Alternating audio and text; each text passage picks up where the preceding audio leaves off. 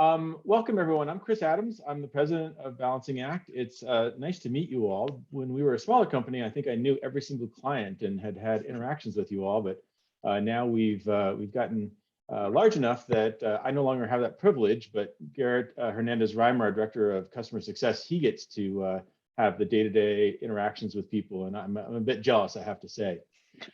We're so glad you could make it to this session. We have really had some terrific features that we've been developing lately. Those of you who have had interaction with, I usually tell people that whenever one of our clients suggests something, if it seems like it's a good idea that has generalizable use, we try to make it a configurable feature. And so today, Garrett is going to have the privilege of sharing with you some of the new stuff that we've got. It's really fun.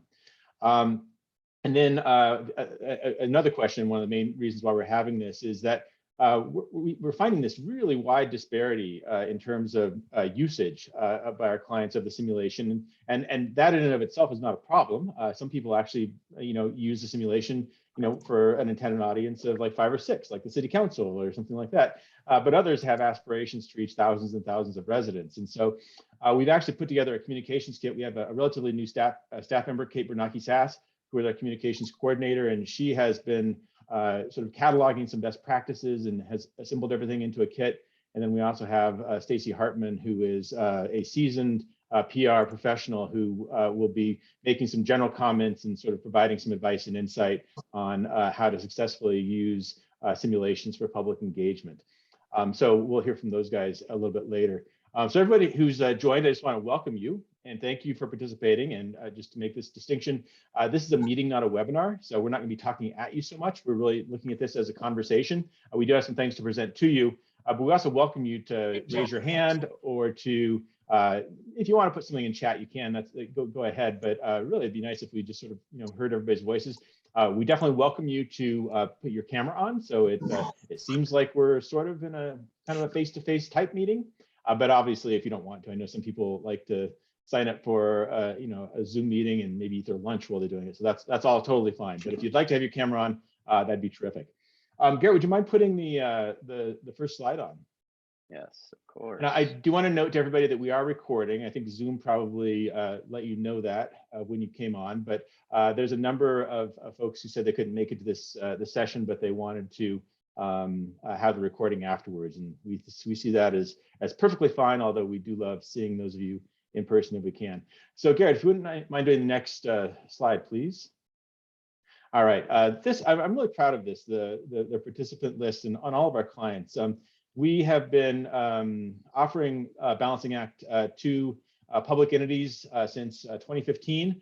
And what I love about this is that we have, I think, our very first client, City of Virginia Beach, Virginia, participating, which is just great. And then we also have, I think, our absolute newest client from last week or even this week, County of Santa Barbara, California. So we welcome everyone new and old. I love everyone's commitment to sort of always doing better in terms of public engagement and communication, and it's really just nice to have all of you here. So today it's a fairly simple agenda, as I was just discussing with you. Garrett's gonna go over some new features. We've got about, depending on how you count, we've got 4 or 5 new features to share with you. And we've also got a communications kit, and Stacy will present that for you in sort of an overview, and then Kate will go into some details on that. And then we're gonna just have a little bit of discussion and Q&A. So before I start, does that sound good? Everybody, any other things that people want to ask questions about at this point? Okay, so go ahead and go to the next slide, Garrett. I think you're almost doing that anyway. This is just us. This is the team who has tried to pull together some useful resources for you today. Feel free to reach out to any of us, especially your main point of contact is always going to be Garrett, but we try to help in whatever way we can. All right, next slide. And I think that moves us over to Garrett. And before I hand it over to Garrett, if you're feeling comfortable, if you want to just introduce yourself in chat, I don't think we'll take time to have everybody introduce themselves in chat, but if you want to just say who you are and who you're with, and maybe what your discipline is. Are you a communications person? Are you a budget person? Are you might even have an elected official or two on. So if you might just say kind of what your professional perspective is. And with that, I'm going to turn it over to Garrett. Perfect. Thank you. So As Chris alluded to, we do have a handful of new features to go through today. I'll be showing you how to add a suggestion box. So that just gives yet another opportunity for your users to provide input in a different manner. And I'll also be showing you how to change units. This is really important actually, because we're starting to see a handful of clients actually go beyond just using our tools for budgeting. We've seen some begin to use it for housing and even climate. So I'll show you how to change units. And then also I'm going to show you just the different options related to the progress and balance bar, because we just instilled a new feature related to that. And then some other just smaller items, we're able to, or you guys are able to now randomize item order on the prioritize tool. And this just really helps, mitigate any biases, seeing the same items in the same areas of the prioritize. So I'll show you how to do that. And then lastly, maybe the team favorite is our celebrate feature. And that just includes adding some confetti when a user completes their goal on prioritize. So what I'm going to do is actually show you how to do this all from the admin panel.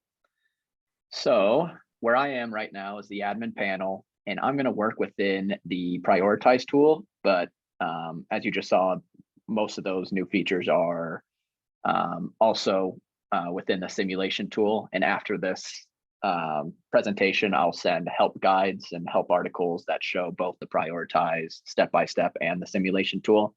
But for just for sake of time, I'm going to work within the prioritize tool.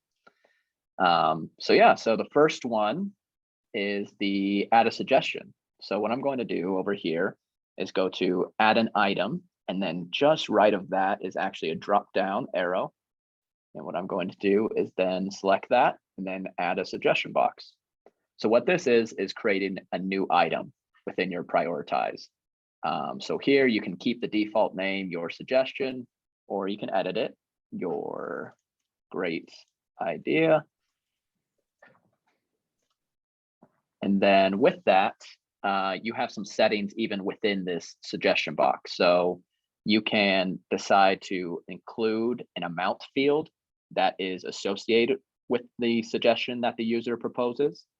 Or you can go ahead and include an amount field, but then that amount field just does not apply to the progress and balance bar. And then the last one is also include an amount field, but it does apply to the balance or progress bar. So for the first one, I'll go ahead and just show you what it looks like when you do not include an amount field. So I'm going to click done here, and that just created the item. And for this item, for the suggestion box, we actually already populate an image for you. And I'm going to go ahead and preview this. So now this is what it looks like. So this is the suggestion box. There's my item name, your great idea. And then users are able to type in anything they want here. We need more housing on the west side. So that's an example without the amount associated with it. If you do want to have amount associated with it, you're just going to go back in here, edit that same suggestion box.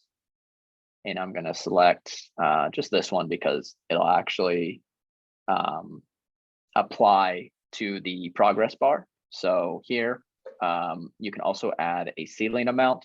What that means is just users may not suggest amounts larger than this.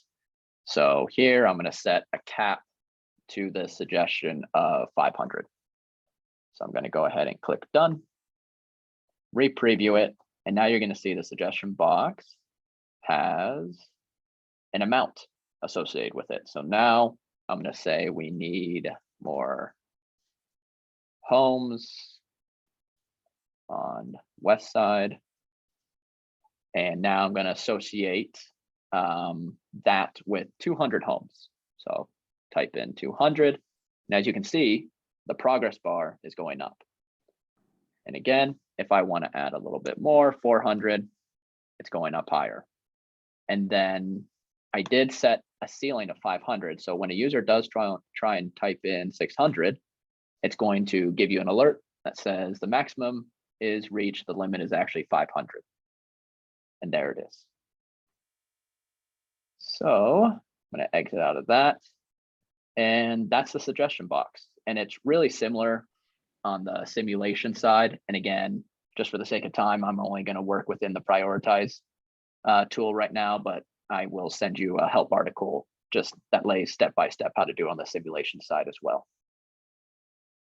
And then the next thing I want to show you is how to change units, because the one that I'm working in, as you might have noticed, is related to housing, but the default unit for prioritize is dollars or budget. So this doesn't make sense in relation to housing. So I'm going to go ahead and change the units. So you're going to go from the settings tab and scroll down to advanced settings. And we now have two prioritization modes. We have the budget mode, which is the default, which I just showed you. And then we also have a housing mode. So I'm going to go ahead and click on housing. And what that does is actually then automatically check the checkbox that says numbers represent something other than money. And then it also got rid of the number prefix, so the dollar amount or the dollar symbol in front of the number. And now I'm adding a suffix, and the suffix is just housing units in this case. If you don't want housing units, you can easily change this, and we can go ahead and change it to homes, whatever you want there. So now when I preview again, anytime housing, you can see now that it is no longer in dollars, but in homes. And then all my items are no longer in dollars, but in homes as well. So my units there are housing. And as I mentioned, even previously, we're starting to see some clients even use it for climate. So that's different from both budget and housing. And some clients don't even want to associate units when they don't have amounts specifically tied to their budget items yet. So here, if I just want to completely not use the housing, I can just go in here, type in anything else, for example, with that climate CO2. There it is. And I actually have an example of this. And the units would just then look like this. So 100,000 tons of CO2. So that's how you change the units. It's pretty easy. And then the next thing I want to show you is the progress bar. So I'm going to change this back to housing units really quickly.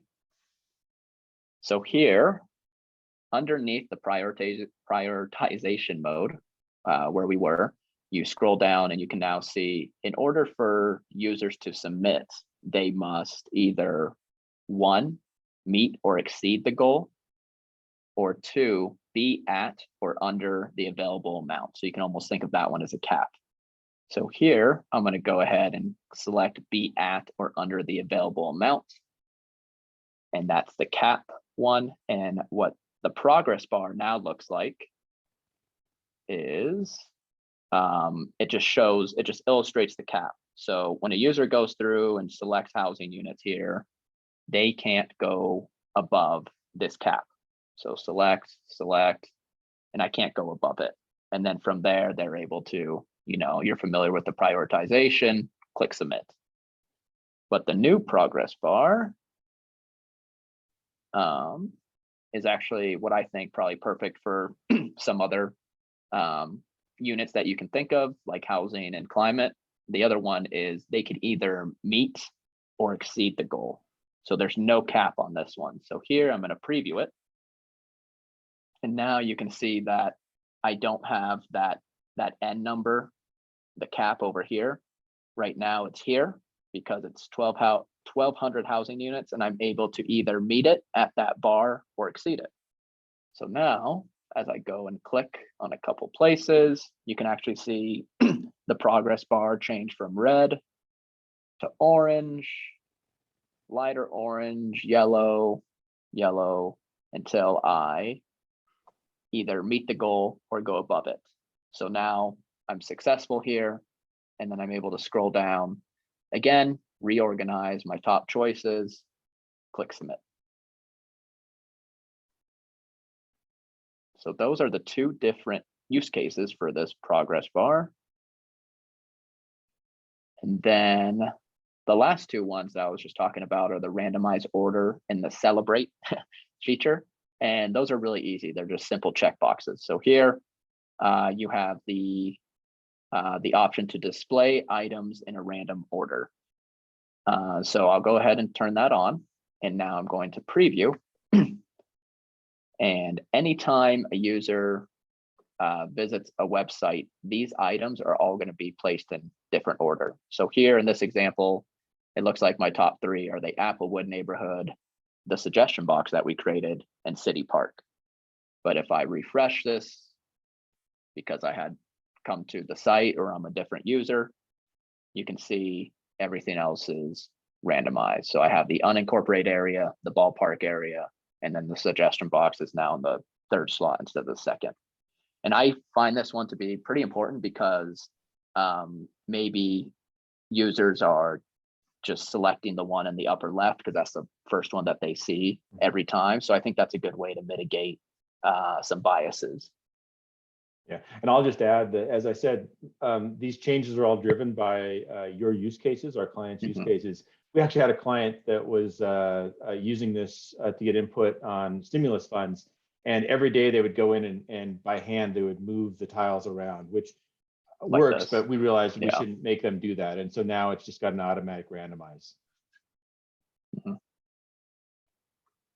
And then the best for last maybe is the show confetti when the goal is reached. So this is the celebration. So here, when I select this, I'm now going to preview it and show you what this looks like. So it looks like I need 1,200 housing units and I'm at the meet or exceed the goal one. So I'm going to go and add some in City Park, the North Art District, the downtown area. I'm almost there. Let's go ahead and add some in the mountains. And now when I've reached my goal, there's the beautiful, fun confetti populating the screen. Just something fun to add. And then as you scroll down, again, reorganize, submit, and then the user has completed it. So those are the new features. And like I mentioned, all these are in help articles. And now we have this video recording as well, which I'll send afterwards. And definitely feel free just to reach out to me after this call or whenever you're building your prioritization or your simulation. And I can always kind of remind you how to do all this stuff. But yeah, we're really excited with all these new features. We think it just makes your life easier, hopefully. Yep. And just to push that a little bit further, since Garrett came on board, we've been building out our our knowledge base website. It's just support.abalancingAct.com. And that's got a lot of really good information. It's nicely organized now, and we're adding to it all the time. If you're welcome to take a look at that, and good chance that it'll help you with good visualizations and so forth. You're also always welcome to reach out to Garrett. And if you don't see something on the support knowledge base website that you'd like to see, let us know. And once again, if it seems like it's a generalizable question or interest, we'll write an article about it. So thanks, Garrett. Any questions about our new features before we move on to communications? All right. Well, thank you very much, Garrett. Or any thoughts? Were there any ones that you've kind of caught your eye a little bit? Because I'm just interested in any feedback, if anyone sparked any interest there. The one thing that I've noticed with the prioritize module is that the actual prioritization of the project they select is at the bottom of the screen, and there's nothing towards the top that indicates that that's down there. So they may miss it or realize that they can do that, especially if they're looking at it from a mobile. Yeah, it's down by the submit button. You're right. Right. Interesting. Oh, well, let's make So a let's note of see. that. I So will, you're definitely. just saying that people who, unless they go down to the submit button, they may not see that. Right. And although there's, there's text to the left that it describes, Hmm. instructions on how to do it, if they miss that and they just go straight to the submit button, Hmm. we're kind of missing the main feature of that prioritization. I agree. So, and there is another, because I think you're not the only one to bring that up. And so what I'm going to do is I've succeeded here, click submit. And Oh, I don't know if this is sufficient enough, but there is one, we hit them over the head with one more time, one more yeah. opportunity to do it Yeah. here. So here Yeah, it says drag and drop, and then finally it's submit. yeah, that's perfect. Is that perfect, Okay. Haley? It is. Yeah, that helps a lot. I didn't realize that was a Oh, part. Okay. Yeah, perfect. Prioritize is new to me, so. No, I know. yeah. Yeah. It's new to You just everybody, added on. really. Okay, good. I'm glad that seems adequate to you, because if Yeah. it's not, we could think about possibly putting up in a warning or something. But I think our developer, our user interface designer, I think he had that same thought that you had. So I'm glad that you thought it was perfect. And I love the confetti. we Good. we actually we get so many compliments on that, and we created it originally for our U.S. federal one, and we work with the Bipartisan Policy Center, and it's a really challenging one. Not only is there an enormous deficit every year, but there's a massive federal debt. I think it's about $22 trillion now. And so when somebody reaches the point of sustainability on the U.S. Debt, I think it's looking 25 years out, they get confetti. So that one's mostly used. Yeah, it is well deserved. Yeah. Exactly. Yeah. Exactly. All right, Garrett. Let's see. It's going over to Kate now, right? Any other comments or questions about our new features? And actually, while we're on the topic, do you have any new feature requests? I was just going to say we've been using the suggestion box, and it's been really, I think, helpful and meaningful, and all the suggestions we've gotten are pretty good. So I think it was a good option to use. That's great. Okay, so do you want to know where that one came from? Yes. You'll never guess. It came from the Republic of Fiji. Oh, wow. Yeah, they had a requirement that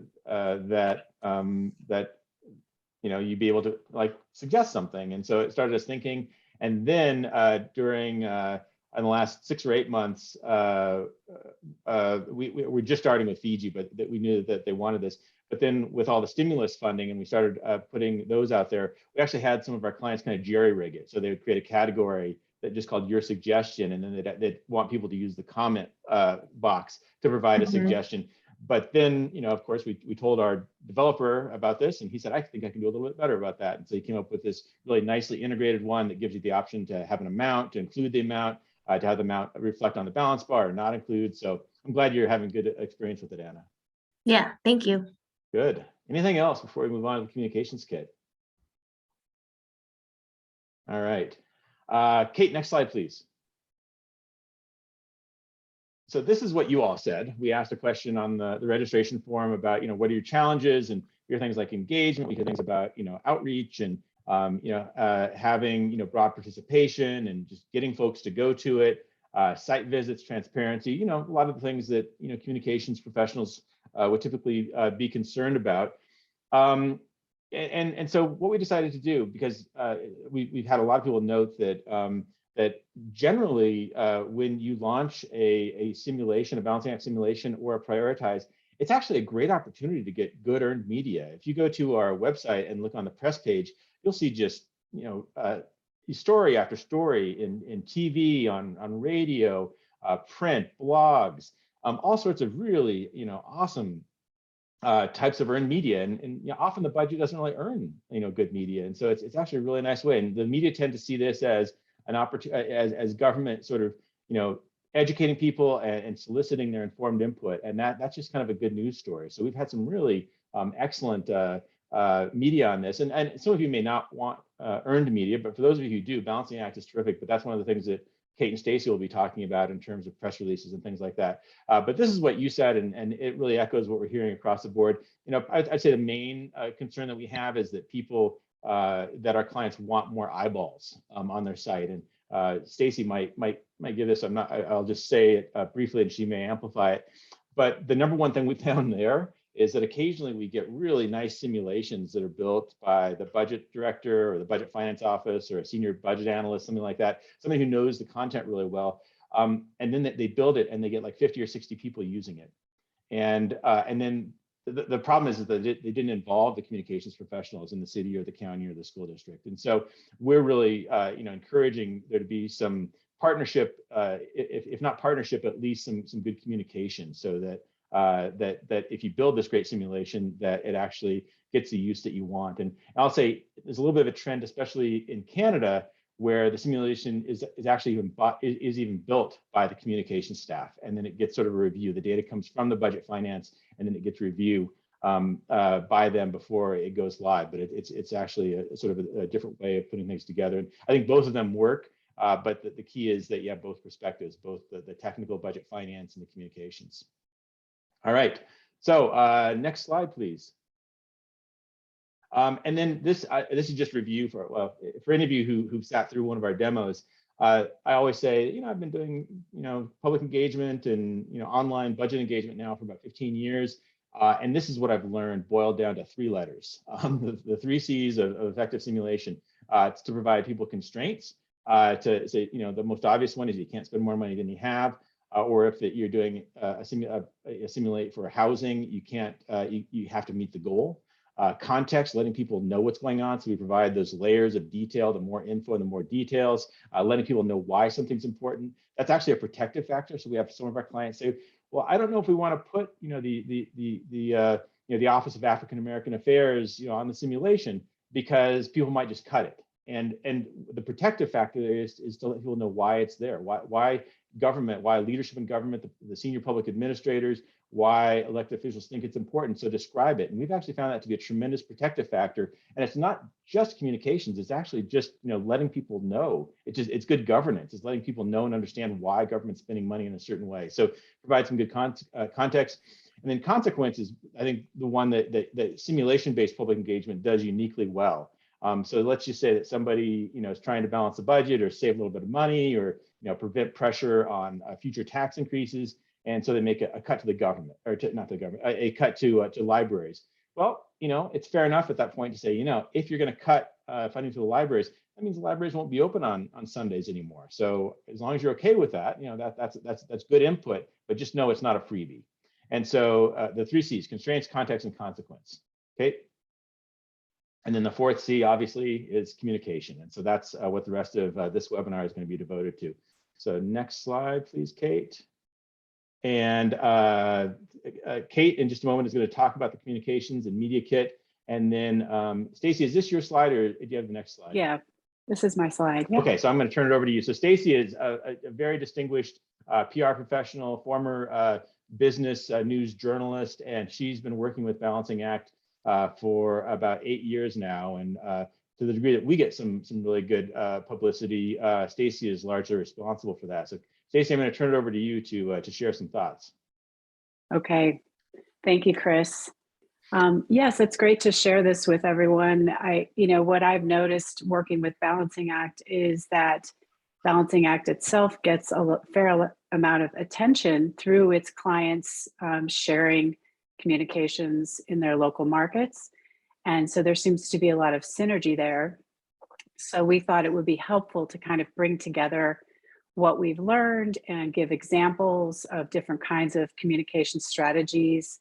And just like the features that Balancing Act continues to modify coming from the clients, so have some of these communication strategies. So you'll see examples on there from the group of clients that Balancing Act has. So I'm not going to have a lot to show for this part. I'm just going to speak about it. But as Chris said, Balancing Act has public and private clients all over the world. And we've noticed that the most successful users of our tools support their efforts with a thoughtful and energetic communication strategy. So that's where this communications piece comes in. So I'll just briefly describe what you'll find in the kit, which is going to be a shared web document. And I think you guys will all get access to it after the call. Our experiences when it comes to communications and working with users all over the world. So in my work providing Balancing Act with public relations and communications support, it's clear that the use of this tool is an interesting community story, as Chris said, and one worth sharing if you want to share it. The kit also will include ideas on finding and engaging communications partners. I was excited to see a couple folks on the call today who are in communications. So a lot of this will be old hat to you. You'll know all of these strategies, but the kit provides guidance kind of on getting your public information officer or whoever leads communications with your agency involved, hopefully early and often in your efforts. So often the key, they will be the key to developing a fluid communication strategy that can maximize the impact of your simulation. The kit will also include resources. We have some Balancing Act branding materials. We have press release templates that we created for each of the tools. They're pretty basic, but you can open that up. You can put in your logo. You can include some quotes from your local official, whoever you want to highlight, and details of your simulation and timing. And it's ready to go to share with your local media outlets. And then Kate will describe a little later kind of the links to examples that we've gathered, such as video presentations, different kinds of social media posts, examples of media pickup in print and broadcast. And then just to kind of cap it off, I think Garrett's going to come back and talk about creating an informative and clear simulation, which is part of the goal of communications with these. You know, I've looked at a lot of different ones working with Balancing Act, and you can tell very quickly when you open one up, you know, how much time has gone into providing that finer detail and context that really helps a user understand what the exercise is all about. And then I think lastly, Chris is going to talk more about guidance on what success looks like. You know, this is something that I think is very interesting to see the results of the simulation and then also know how to communicate those out and if there's an opportunity there.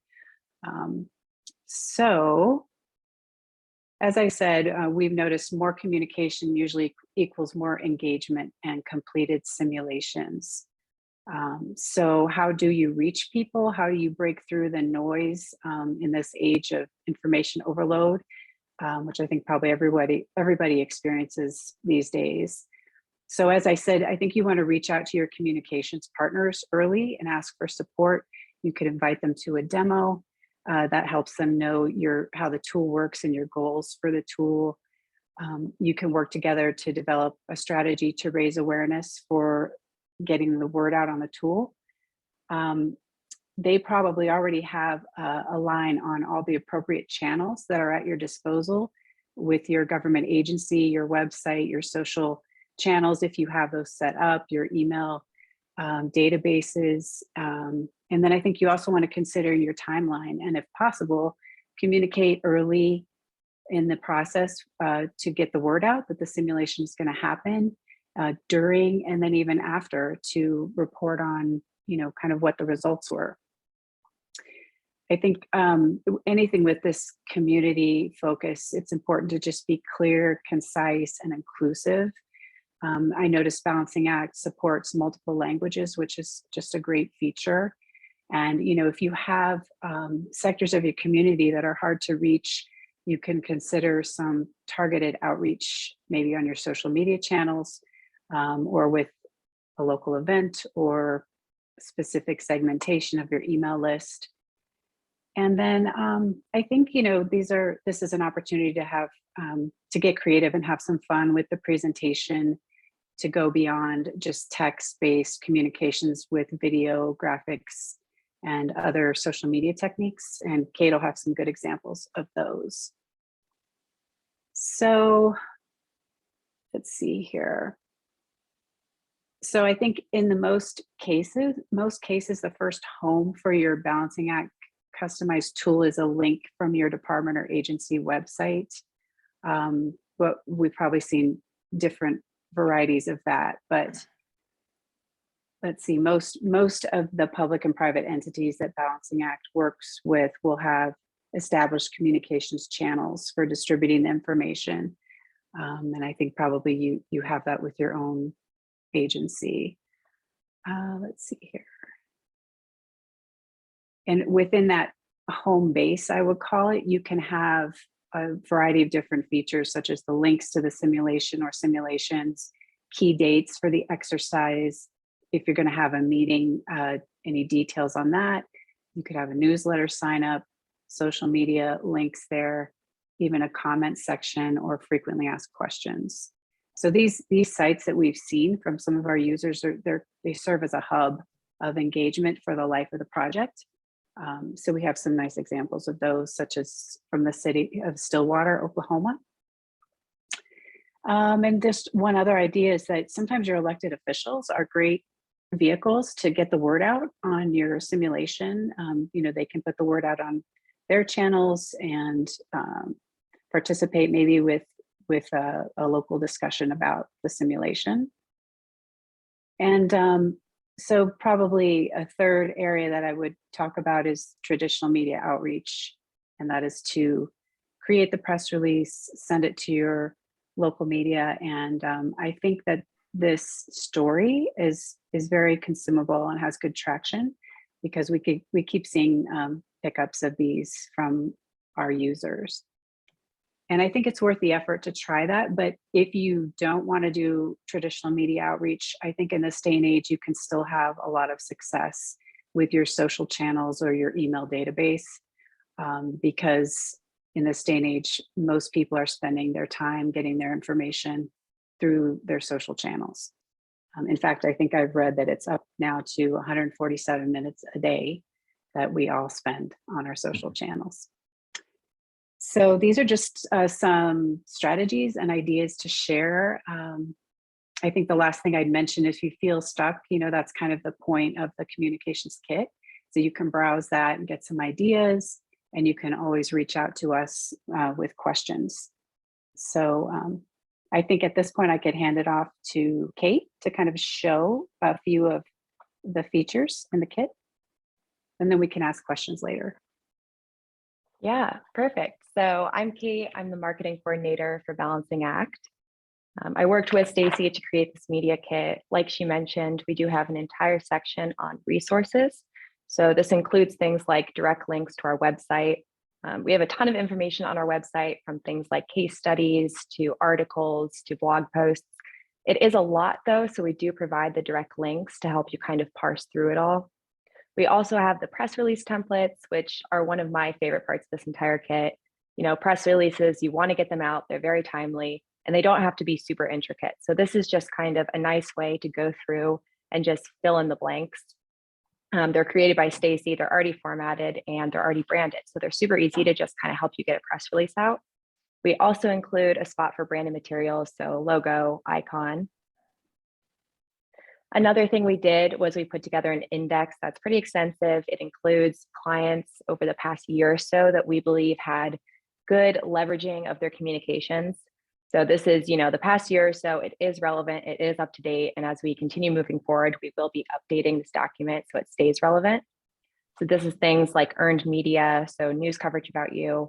A lot of people that we've seen, a lot of our clients can be kind of hesitant to kind of reach out to TV, radio articles, just because they're kind of used to bad publicity, or not necessarily bad, but not really good publicity on their budget. We don't want you to be scared of that. So we've given you a ton of great examples to kind of help that. You know, it lends you credibility. Earned media is a great way to go, but if you don't get that, then we also gave you examples for things like social media. So everything from LinkedIn, Twitter, Facebook, we have memes, and then some great video examples. So videos are also a great way to just be informative, kind of outline your plans. And then you can have some appearances too from mayors, public officials that people also like to see. We also have some examples of events. These are mainly virtual, just in the times of COVID. Branded campaigns, which are a great strategy. It kind of encompasses Balancing Act tools with your already currently happening budget engagement plans. So it's bringing it all together, one homepage, and just a cohesive plan. And then we also give you some examples of analytics and reporting. So this is clients who have already used our simulation, and then they want to present that information back to their community.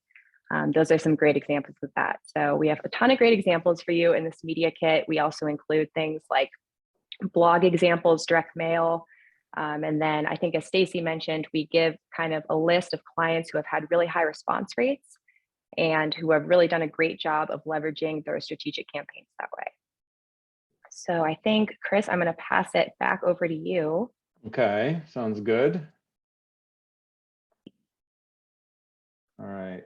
Any questions of Stacy and Kate at this point?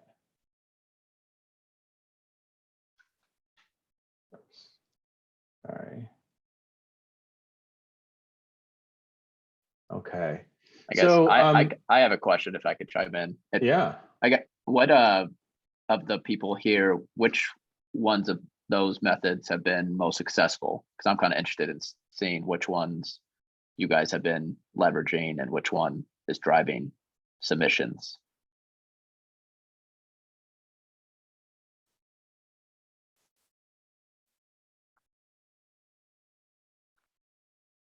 I could share. So for our first module we put out, we had a meeting with the Board of Commissioners just to show them our idea and why we thought using this tool is a good idea. And the local paper picked up that story and kind of put our plan out to the public before we were ready.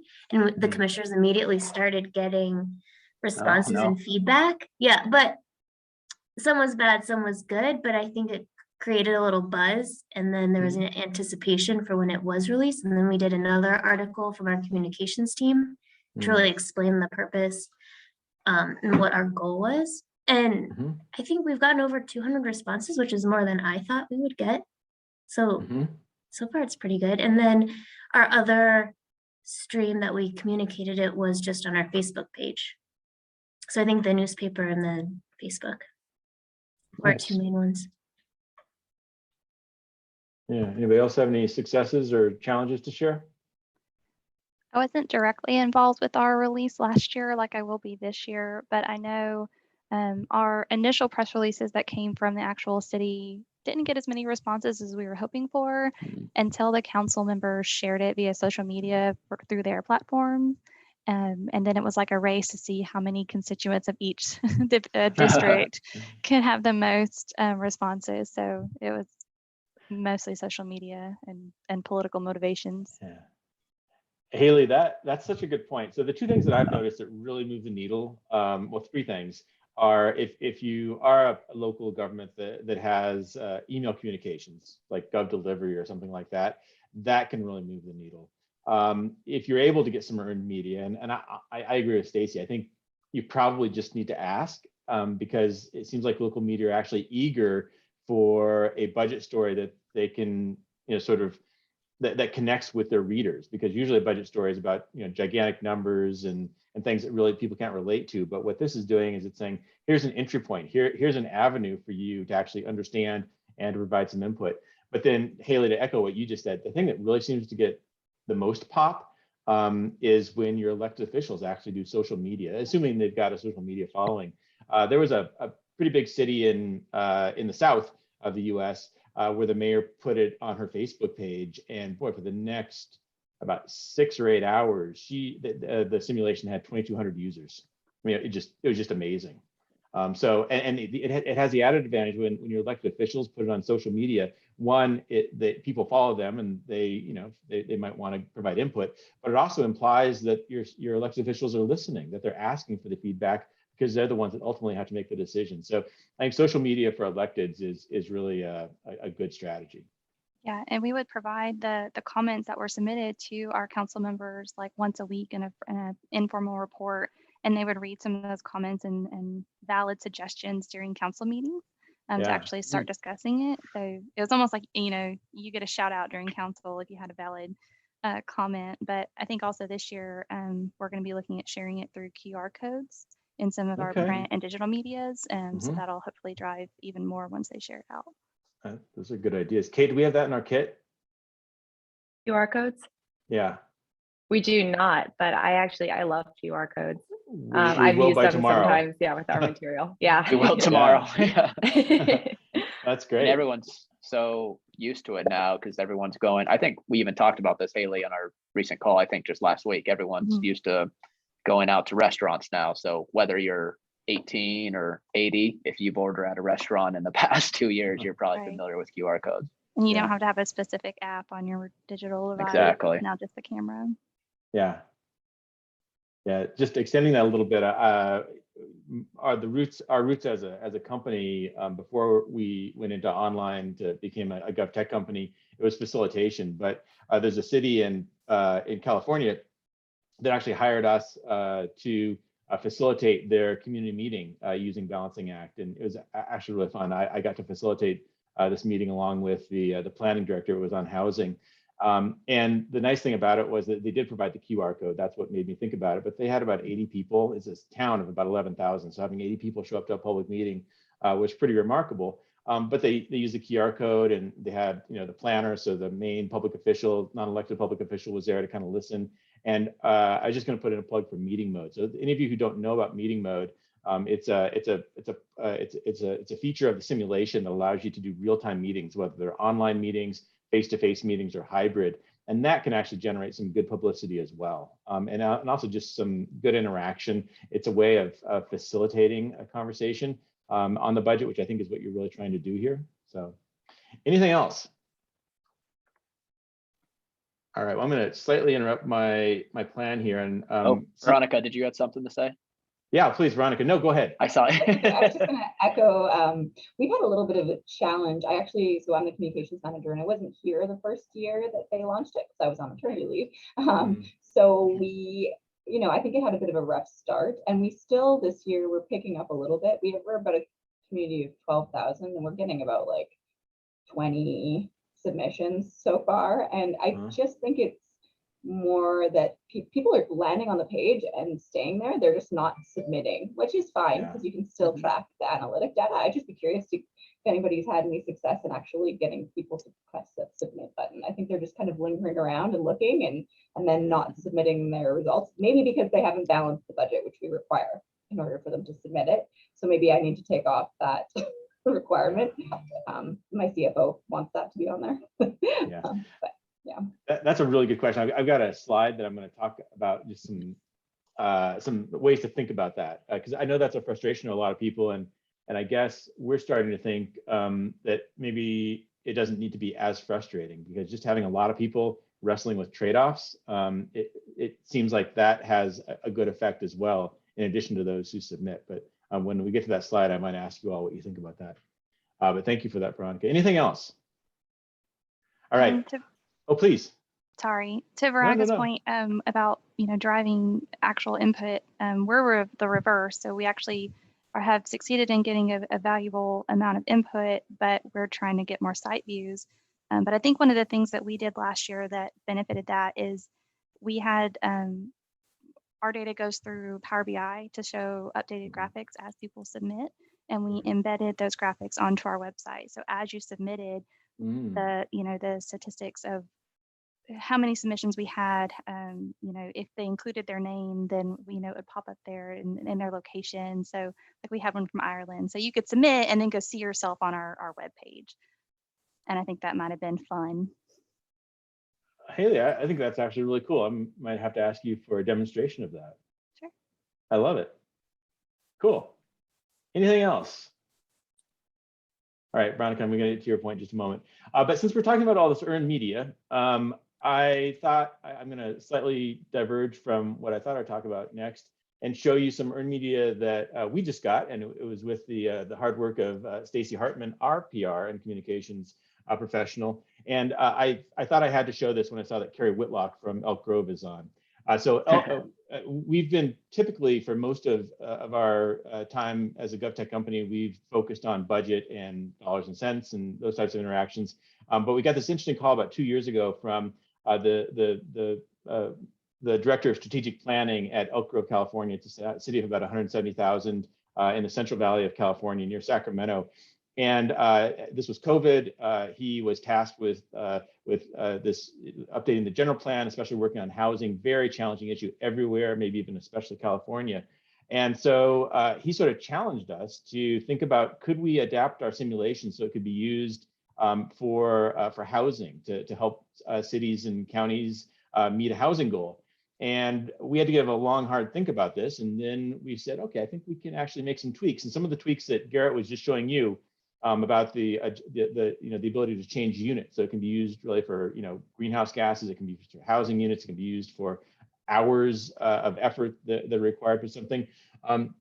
That actually had much of its genesis in Christopher Jordan, the planner from Elk Grove, California. And since then, we've actually been picked up by another 30 or more cities and counties that are using us for housing. And so we're actually trying to think about how do we use this interface, this powerful tool that we developed, and make it still specifically suited for budget finance, because we think that's kind of the main use. I mean, people just think about what is my government doing with my tax dollars? That's an important one to get information on.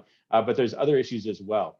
But I wanted to show you this. This is from last Thursday in Governing Magazine, which is, I think it's sort of the preeminent magazine that covers governing and governance and local government. And so they talk about the city of Oak Grove, uses an app that pushes citizens, to keep on, to meet a goal, essentially, to not just provide input, but actually to say what they would do if they were in your shoes. And I really think that's the key with a simulation-based approach to public engagement. I think it should be the goal of almost every type of public engagement. I mean, it's okay for people to come and just sort of complain and express their own narrow self-interest about why aren't you doing this for me? That's fine. It's perfectly legitimate, but in some ways it's not as important, or it's not as useful to you all in terms of trying to govern. And so that's what a simulation-based approach to public policy and public engagement is.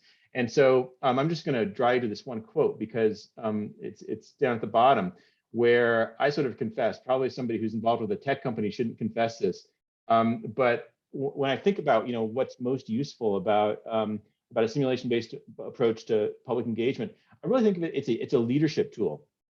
And so that's why I don't get too wrapped around the axle about the number of submissions, because this is a way to help facilitate a constructive conversation about whether it's housing, whether it's about climate, whether it's about budget. And so I guess for me at least, it's just not as big of a deal that the submissions. A lot of it is just about how are you framing the conversation and how can you change that and make it more productive. And so in this quote, I just say, if I were an elected official or planning director or budget director, I would use this to frame the right kind of communication that my community needs to have to share those 3 C's: the context, consequences, and constraints. So anyway, that's just my kind of 2 cents on how this can be most used the best. I do want to show you a little bit now. This slide just talks about kind of the basics of a friendly interface, and sometimes I think sometimes it's uneven in terms of our clients and how they use this, but I just kind of wanted to go over what I think is sort of a useful kind of inviting way to present the simulation. So this is our opening screen, and more, especially during COVID, to be honest, we've been seeing elected officials doing just a very simple video. This happens to be the mayor of Fairbanks, Alaska, and I think this is probably a shot on an iPhone, to be honest. It's just a very simple video, just saying, we want your input. And then over here, you've got some questions that you can ask and so forth. But then, just doing things like, adding your logo over here. And once you add your logo, you can put a link. This is, Garrett tries to look at most simulations right when they go live. And that's probably the number one of the things is, hey, you didn't put your logo in. So you just do this once for your whole account, and then it's there forevermore. It's really important to provide context. And so to use these blue info icons to describe what things are. You've got different layers of detail. You can do all sorts of stuff like this. One of the things that we're seeing, especially with a lot of our clients that have done a lot with performance management and have data dashboards, is including those right in Balancing Act. And we think that's really cool. So in this item where you're asking residents to say, are we funding, fire and emergency response adequately? Well, the cool thing is that if they go here and they click on this, they actually get a data dashboard that says, okay, the city has a goal of having 276-second response to fire and emergency, and looking back to 2018, it's actually only met that once. And so then the question is, well, do we actually think that goal needs to be adjusted? Is it too short of a period of time? Is that too fast of a response time, or do we actually need to resource it differently? And to me, that's a question, that's a trade-off question that residents have, they've got a place to have some input. A question that they probably wouldn't really have too much to say is, and we've seen this, from a client is, how many firefighters should we put on our new ladder truck? Should we put 6, 9, or 12? And I just don't think that's really a resident-facing question. That's more for experts and for public administrators. But this question is something everybody can understand and can have an opinion on. It actually costs a lot to have a fast response time. And right now we're kind of doing okay, but not as well as we said we wanted to. And so should we change the funding on that a little bit more? And then, by the way, if you do want to change that funding, well, tell us, how you'd fix that deficit that creates. And to me, that's the magic of a simulation-based approach to community engagement is sharing with them what the trade-off is, and then having them help resolve ultimately how to solve the problem. And then the last thing I wanted to share, getting to Veronica's point, is particularly when we started doing work in housing in particular, a lot of people didn't finish. So City of Elk Grove had about 1,500 users, 1,500 residents use their housing simulation, but they had an enormously hard challenge. They had something like 4,000 or 5,000 housing units that they had to indicate where they think the city should reform zoning to include. I mean, really hard task. And a number of our clients, especially US clients that are sales tax dependent, in the last year in 2020, they had a terrible budget shortfall because their sales tax went down, and that was before ARPA came along and the stimulus funds. But they were asking residents to say, gosh, how should we solve this $60 million budget deficit? I mean, really hard questions. And so a lot of them wouldn't submit, to kind of Veronica's point. But they had enormously high users. They had high page views and high time on site, even though this wasn't as high as it should be. So we thought we'd just give you some benchmarks. So typically what we've seen is a good response in a large government, is to have about 0.5%. So that would be what that would be 50 per 100,000. That's actually not too bad. I was just looking at Milwaukee counties today. They've had about 5,000 page views for a population of about 1 million. That's actually pretty good. And then typically the submission rate is about 10 or 15% of that. And that may seem small, but when you compare it to the alternative, which is a budget hearing or getting no input whatsoever, not having anybody kind of learn about and wrestle with it, it's actually an enormous improvement.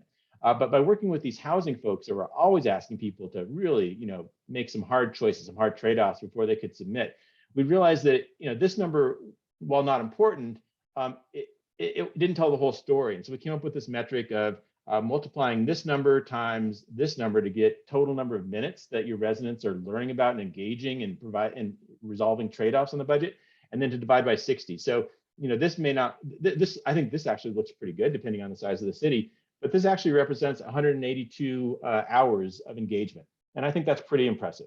So I'm going to stop there. And I would like, if you have any thoughts about that, I don't know, Veronica, if that helps you or not, but I think it's perfectly legit to just calculate the number of hours that people spend learning and providing input. That actually is helpful. It makes me feel a little bit better about our low submission rate, because there are people actually landing on the page and looking around. So yeah, absolutely. Anybody else? All right, well, we're going to post this. We'll share this video with you, and we'll also send out the link to the new kit that Kate and Stacy have been working on. Please reach out if you have any questions, if you have any ideas. Haley, I want to get a little demo of what you did with Power BI. Power BI is a cool tool, and a lot of our clients have actually dropped Power BI visualizations right into to Balancing Act, just like that one I showed you on on emergency response time, and it works great. So we look forward to learning from you, to hearing what your concerns are, and we will do everything we can to respond to them in a way that is useful to you all as you try to engage your public and do good things with probably not enough resources. So, all right, thank you everybody. Take care.